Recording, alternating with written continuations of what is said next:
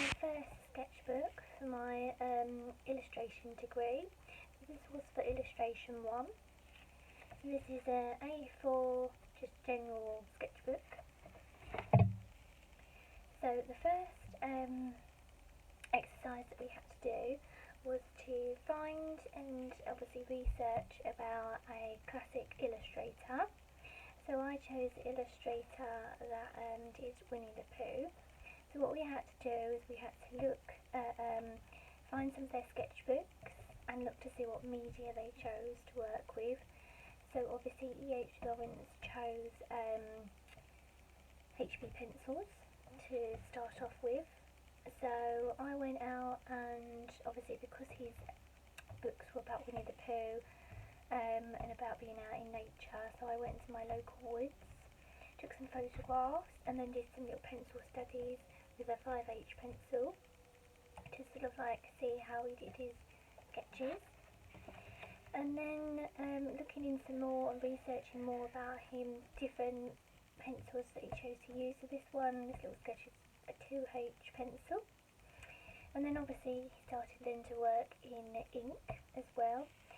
So I went in and started working with some fine liners. Didn't have really any ink pens, but I did manage to find, my dad had a dip and ink pen. I did manage to do a few bits. And then we had to obviously researching more and just do some little studies. And then we had to look for a character as well. So I just chose my cat Angel and then did some studies. So this one's done in ink pen, a 5H pencil, 2H pencil, fine liners, and then just the simple way that he drew the characters. So there wasn't much fussiness about it, that was quite simple. And then we had to compare that against a more contemporary illustrator. So I chose Louise Cunningham because I liked her work because it was very bright and colourful, and it was a lot about travel as well. So again, she started off with pencil sketches, but then she uses a lot of like coloured pens. So and then she works with textures as well in her backgrounds, and she uses the black pen to outline quite a lot. So because these were about travel, I went to Whitstable, so took a photo of this and then just drew it in ink pen, I think that was, felt tip pen. And then looking into her, how she creates textures and stuff, so I did mine with watercolours and then pastels. So she does hers, I think, with like collage, watercolours, and different pens, marker pens.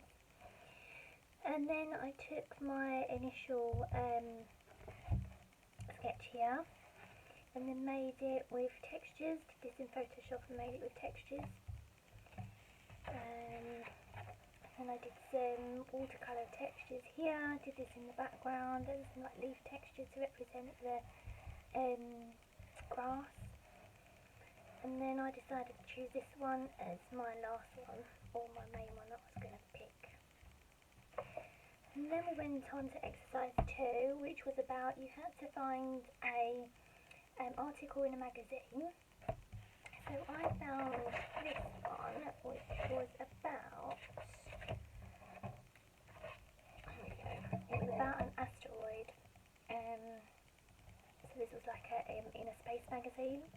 You had to highlight or pick out the describing words, just do a few of them, and then you had to create an illustration from those describing words. So I started off with simple sketches of obviously the planets, like an asteroid, did some research as well. And then you had to do 2 illustrations, so I chose to do one sort of classical one and one more as like a humorous one. So these were my sketches for the humorous one.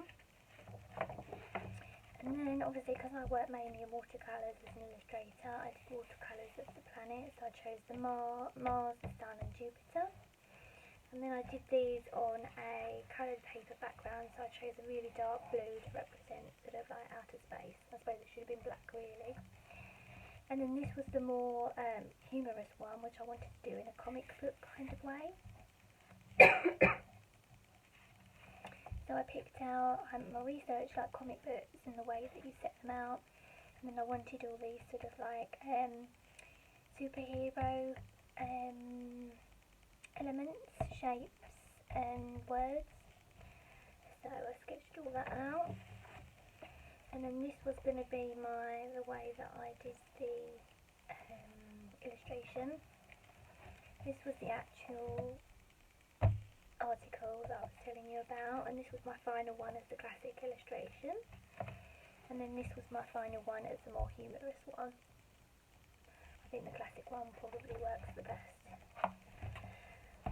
And then for the next exercise we had to do mind maps. So mind maps are different from spider diagrams. So basically you just write down any words that you think describe yourself in any manner. It can be work related, home related, your humour, your sense of style, colours you like, your people you like, things about your character, all that sort of thing. So I did that on this piece of paper here, and then I coloured them, highlighted them, the ones that linked to me. So obviously I chose green. So for me the link is like, so feng shui, natural, fresh, an animal lover, organic, spring, Japanese, free range. It's all very much that sort of thing.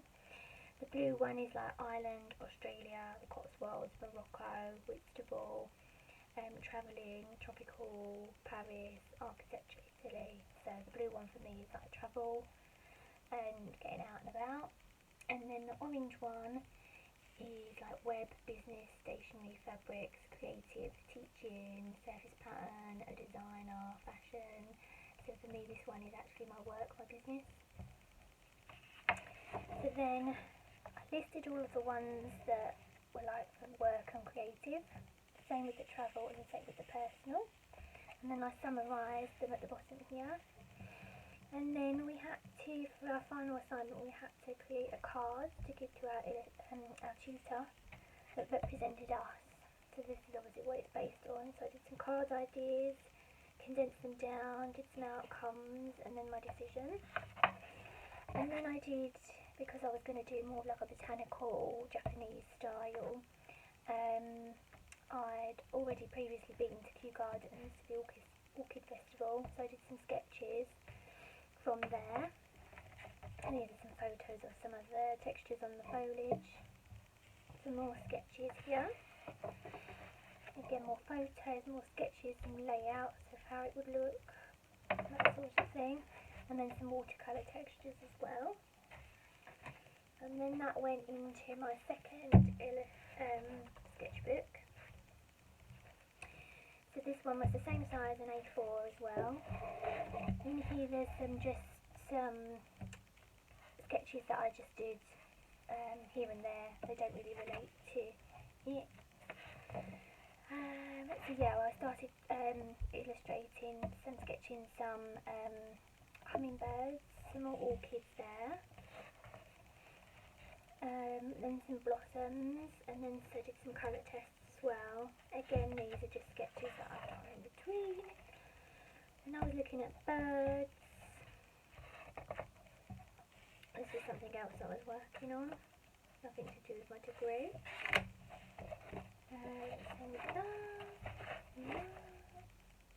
So yeah, this was something that I did when I was doing the surface pattern design course. This was very much sort of like the sort of thing I was thinking of. Again, these are, so here we go, we're back to the orchids here. And then I did some research on birds, or what tropical birds you would find that orchids would have around, and then I did some colour tests as well. And then I started sketching the hummingbirds. Then I did a watercolour of an orchid. Again, some more watercolour tests. And then this was a tiger plant, so again, watercolour test. Again, more watercolours here. These were coming to the final designs at this point. And this was a really fascinating plant. I wasn't really sure if it was supposed to be like a leaf, like foliage, or was actually the plant's flower. But it was like stripy pink and purple stripes. Then I did some more watercolours of the hummingbirds this time. Again, just to look at colours and the ways to use the paint and stuff. Those ones. Then I looked into the styles of actual cards. So the classic vertical and horizontal ones. Then there was a concertina one, circle, all these different shaped ones. So I finally decided to go with the circle. And then I wanted to make it into, I saw on Pinterest a idea of having a card, like an easel type card, and I thought that would relate really well to the art side of my illustration. And then I decided on these. I brought in the tiger plant here, an orchid, the hummingbird sitting, the hummingbird there, the big orchid and the other plant, the strided plant. And then changed it about to see if it would work better that way. And then this one was a more simplified version because I was looking at some Japanese